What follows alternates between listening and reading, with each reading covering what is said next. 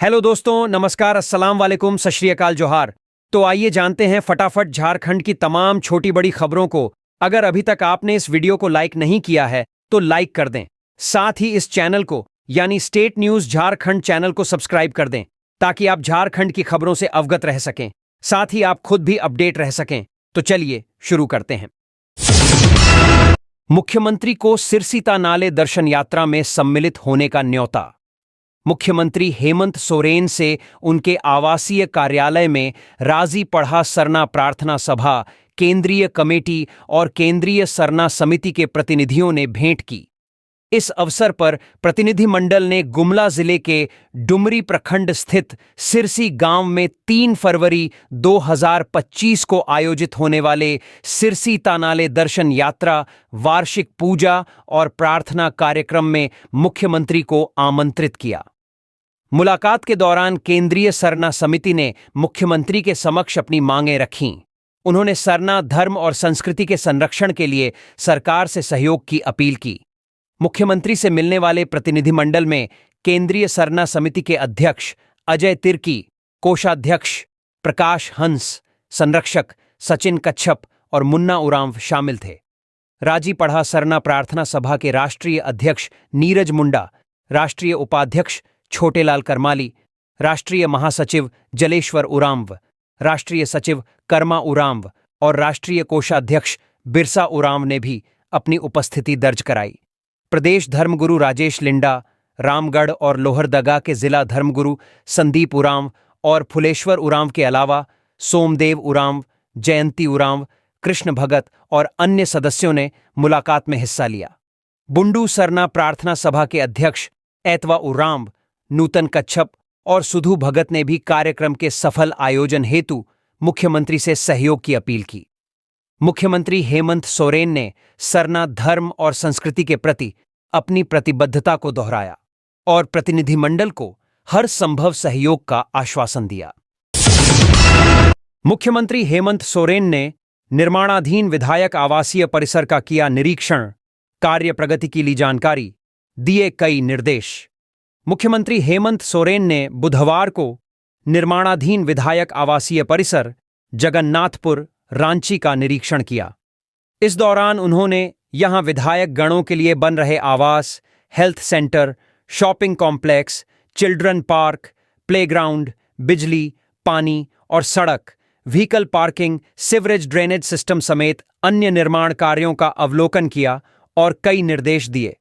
मुख्यमंत्री ने निर्माण कार्यों में तेजी लाने के निर्देश दिए ताकि जल्द से जल्द इसके हैंडओवर की प्रक्रिया पूरी कर विधायक गणों को ये आवास अलॉट किए जा सकें।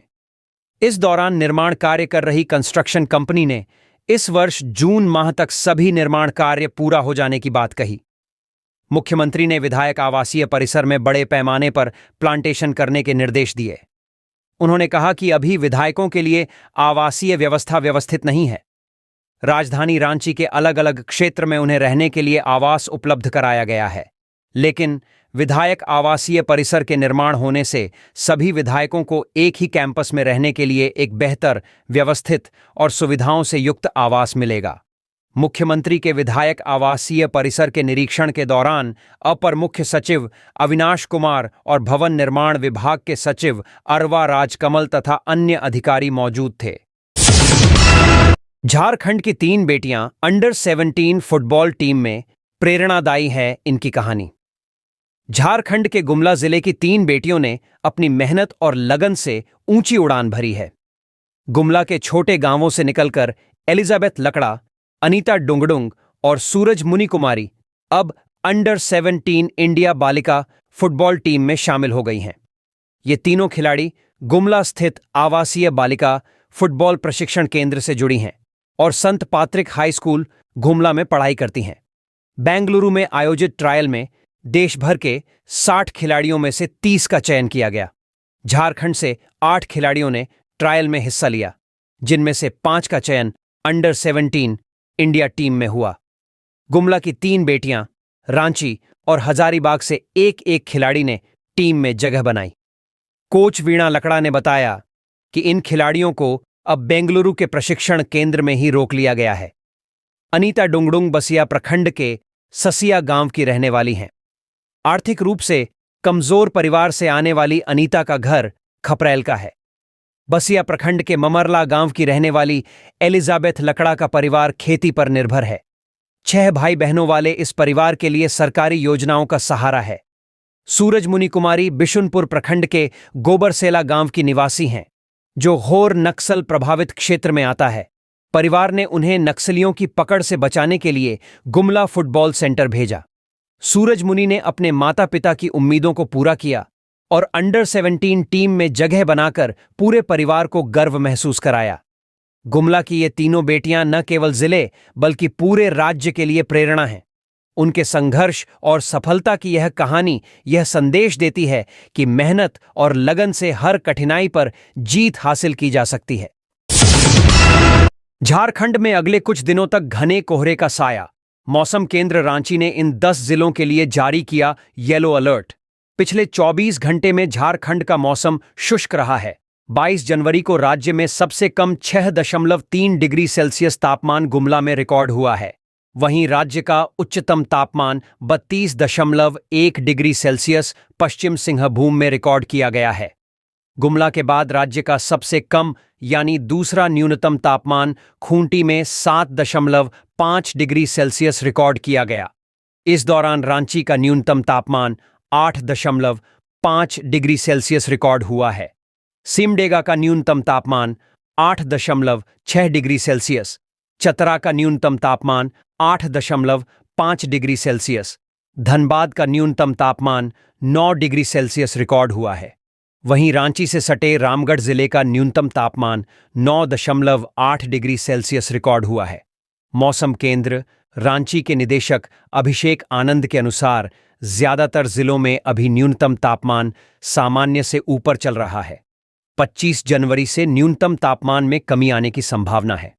मौसम केंद्र ने 23 जनवरी की सुबह राज्य के पूर्वी जिलों गोड्डा, साहिबगंज, पाकुड़, दुमका, जामताड़ा, धनबाद, बोकारो, सरायकेला खरसावां, पूर्वी सिंहभूम, पश्चिमी सिंहभूम में घने कोहरे का येलो अलर्ट जारी किया है।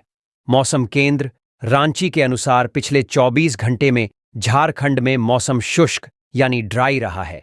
मौसम केंद्र के अनुसार अगले 2-3 दिनों न्यूनतम तापमान में 2 से 3 डिग्री सेल्सियस की बढ़ोतरी हो सकती है। 23-24 जनवरी 2025 की सुबह की शुरुआत हल्के कोहरे और धुंध से होगी। तत्पश्चात राज्य के उत्तरी मध्य भागों में आंशिक बादल छा सकते हैं, जबकि शेष भागों में आसमान साफ रहेगा। वहीं 25 से 26 जनवरी को झारखंड में सुबह की शुरुआत कोहरे और धुंध से होगी। हालांकि सुबह के बाद आसमान साफ हो जाएगा।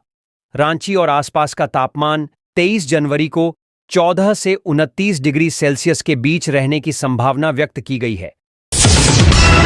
विकसित भारत कार्यक्रम के तहत जुड़ेगा पालोना का मुद्दा, केंद्रीय रक्षा राज्य मंत्री ने दिया भरोसा। राजधानी रांची में बुधवार को शिशु संरक्षण अधिनियम यानी आईपीए पर राष्ट्रीय परामर्श कार्यक्रम का आयोजन किया गया। कार्यक्रम के दौरान केंद्रीय रक्षा राज्य मंत्री संजय सेठ ने यह भरोसा दिलाया कि प्रधानमंत्री के कार्यक्रम विकसित भारत कार्यक्रम के तहत पालोना के विषय को भी जोड़ा जाएगा।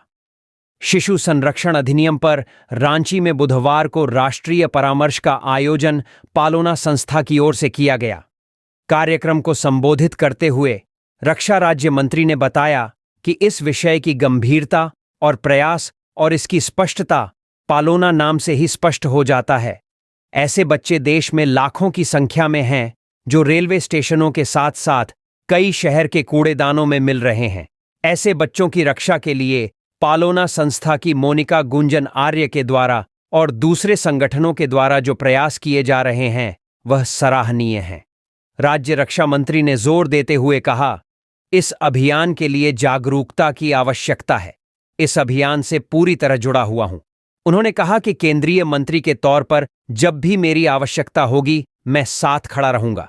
बाल संरक्षण आयोग के पूर्व निदेशक DK सक्सेना ने कहा कि यह एक ऐसा विषय है जिस पर जानकारी और जागरूकता काफी कम है। 2019 में मेरी मुलाकात पालोना की संस्थापक मोनिका से हुई थी। उसके बाद से मैं इस मुहिम से प्रत्यक्ष रूप से जुड़ा हुआ हूं। यह एक ऐसा विषय है जिस पर सबको काम करने की जरूरत है। पालोना की संस्थापक मोनिका का प्रयास काफी सराहनीय है। इससे काफी जागरूकता हुई है। इस क्षेत्र में अभी काफी कुछ किया जाना बाकी है। अभी हमारे पास शिशु संरक्षण से संबंधित कोई कानून नहीं है, लेकिन कानून आने के बाद भी इस क्षेत्र में जागरूकता की जरूरत है। झारखंड में शिशु की गर्भ में हत्या और नवजात शिशु का परित्याग एक बड़ी समस्या है। अक्सर मीडिया में ऐसी खबरें सुर्खियों में रहती हैं, जिनमें यह पता चलता है कि बिना ब्याही मां बेटे की चाहत में या फिर प्रेमी के द्वारा धोखा दिए जाने के बाद मां अपने बच्चों का परित्याग या फिर अनजाने में उनकी हत्या कर डालती है। ऐसे तमाम शिशु को बचाने के लिए रांची में एक महिला सामने आई, जिन्हें लोग मोनिका गुंजन आर्या के नाम से जानते हैं। मोनिका गुंजन के अथक प्रयास से अब शिशु परित्याग और भ्रूण हत्या जैसे मामलों में एफआईआर भी दर्ज होने लगे हैं। लेकिन इस समस्या को राष्ट्रीय मंच पर लाने के लिए सामूहिक प्रयास की जरूरत है। इसी उद्देश्य से रांची में पालोना के द्वारा इस कार्यक्रम का आयोजन किया गया, जिसमें देश के रक्षा राज्य मंत्री सहित समाज के हर तबके से लोग अब सामने आने लगे हैं। केंद्रीय मंत्री बीएल वर्मा ने की सरकारी योजनाओं की समीक्षा, अस्पताल और स्कूल का किया निरीक्षण। केंद्रीय राज्य मंत्री बीएल वर्मा ने बुधवार को गढ़वा जिले के विभिन्न स्थानों का दौरा कर सरकारी योजनाओं के क्रियान्वयन और स्थानीय समस्याओं का जायजा लिया। इस दौरे के दौरान केंद्रीय मंत्री ने स्कूलों, अस्पतालों और अन्य सरकारी कार्यालयों का निरीक्षण किया और अधिकारियों के साथ महत्वपूर्ण मुद्दों पर चर्चा की। केंद्रीय मंत्री ने गढ़वा के सीएम विद्यालय सह बालिका उच्च विद्यालय से दौरे की शुरुआत की। यहां बच्चों ने उनका पारंपरिक तरीके से स्वागत किया। तिलक लगाकर और पुष्प वर्षा कर उनका सम्मान किया गया। मंत्री ने भारत माता और डॉक्टर भीमराव अंबेडकर की तस्वीर पर माल्यार्पण किया और दीप प्रज्वलित किया। इसके बाद उन्होंने स्कूल के बच्चों और शिक्षकों से बातचीत की। केंद्रीय मंत्री ने बच्चों को उच्च शिक्षा का महत्व समझाया और सरकारी योजनाओं का लाभ सभी तक पहुंचाने पर जोर दिया। उन्होंने स्कूल के लैब, स्मार्ट क्लास और अन्य सुविधाओं का निरीक्षण किया। निरीक्षण के दौरान अधिकांश व्यवस्थाएं संतोषजनक पाई गईं। केंद्रीय मंत्री ने Jharkhand state livelihood promotion society यानी JSLPS के तहत चल रहे स्टॉल का निरीक्षण किया।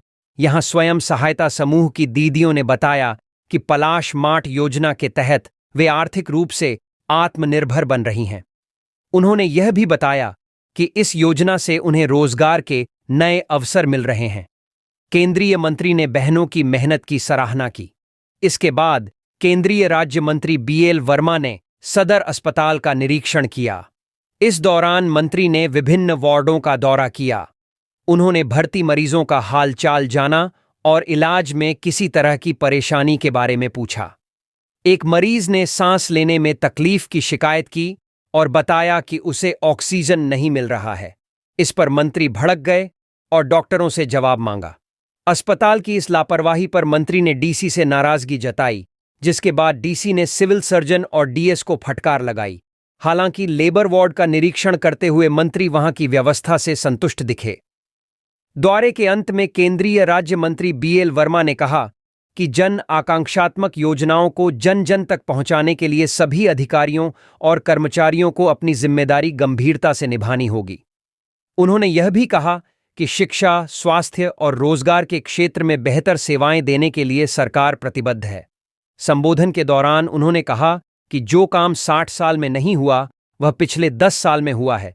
मोदी जी के आने के बाद महिलाओं का जीवन बेहतर हुआ है, वहीं महिलाओं को उनकी पहचान भी मिली है। पीएम केयर फंड और इलेक्टोरल बॉन्ड पर जामुमो ने मांगा बीजेपी से हिसाब, नेता प्रतिपक्ष न चुन पाने पर भी किया तंज। कोरोना काल के समय झारखंड में आपदा प्रबंधन विभाग से खर्च के लिए स्वास्थ्य विभाग, गृह विभाग, पुलिस, समाज कल्याण, कृषि विभाग को राशि दी गई थी। अब आपदा विभाग की ओर से उस दौर में खर्च की गई राशि और मिलान किया जा रहा है। इसमें स्वास्थ्य सहित कई विभागों को मिली राशि और खर्च हुई राशि का मिलान नहीं हो पा रहा है। ऐसे में भाजपा ने इसे हेमंत सरकार द्वारा आपदा में अवसर तलाशते हुए बड़े घपले का आरोप सत्ताधारी दलों के नेताओं पर लगाया है, तो इसका जवाब झामुमो की ओर से आया है। झारखंड मुक्ति मोर्चा के केंद्रीय महासचिव सुप्रियो भट्टाचार्य ने कहा कि हमारी ही सरकार के एक विभाग ने कोरोना काल में हुए खर्च का मिलान करने का फैसला लिया। हेमंत सोरेन की सरकार पूरी पारदर्शिता के साथ एक एक पैसे का हिसाब देगी, लेकिन उसी समय में केंद्र की मोदी सरकार ने प्रधानमंत्री राहत कोष के होते हुए पीएम केयर फंड के नाम से नया ट्रस्ट बनाया था। इसे ऑडिट के प्रावधानों से अलग रखा गया है।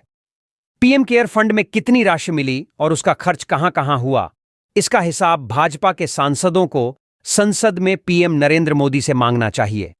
झामुमो के केंद्रीय कैंप कार्यालय में आयोजित संवाददाता सम्मेलन में सुप्रियो भट्टाचार्य ने कहा कि उनकी ही सरकार के एक विभाग ने अन्य विभागों को कोरोना काल में दी गई राशि और खर्च का मिलान करने का फैसला किया। सुप्रियो भट्टाचार्य ने कहा कि कुछ विभागों द्वारा खर्च राशि और उन्हें दी गई राशि का मिलान नहीं हो रहा है। यह स्वाभाविक भी है, क्योंकि कोरोना काल में जो मंजर लोगों ने देखा, उस समय जीवन और जीविका दोनों बचाने की जिम्मेदारी सरकार पर थी। झामुमो नेता ने कहा कि हेमंत सोरेन की सरकार अपने आर्थिक पारदर्शिता के लिए जानी जाती है। मिली राशि और खर्च का मिलान जल्द हो जाएगा और एक एक रुपये का हिसाब सभी विभाग देंगे। लेकिन प्रधानमंत्री नरेंद्र मोदी और भाजपा की सरकार को यह बताना चाहिए कि पीएम केयर फंड में कितनी राशि आई और कहां कहां खर्च हुए। पीएम आपदा कोष पहले से मौजूद रहने के बावजूद पीएम केयर फंड क्यों बनाया गया और उसे कैग के दायरे से क्यों बाहर रखा गया। झामुमो के केंद्रीय महासचिव सुप्रियो भट्टाचार्य ने कहा कि इलेक्टोरल बॉन्ड में भी बीजेपी का घोटाला सामने आया। कोरोना के नाम पर वैक्सीन निर्माण में सबसे बड़ा भ्रष्टाचार हुआ।